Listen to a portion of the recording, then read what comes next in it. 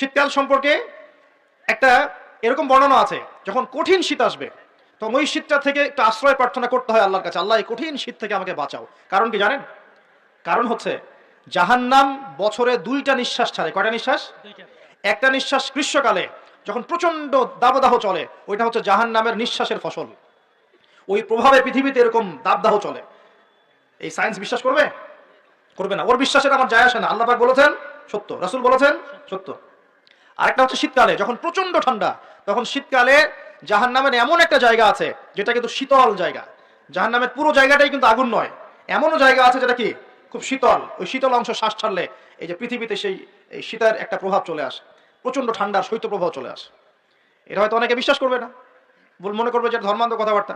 হাদিসে আছে নবী সাল্লাল্লাহু আলাইহি ওয়াসাল্লাম বলেছেন, কে সত্যবাদী? এই পুরো সভ্যতা না রাসূল সাল্লাল্লাহু আলাইহি ওয়াসাল্লাম? এই বিশ্বের সমস্ত মানুষ সত্যবাদী বেশি না আল্লাহ রাসূল বেশি সত্যবাদী?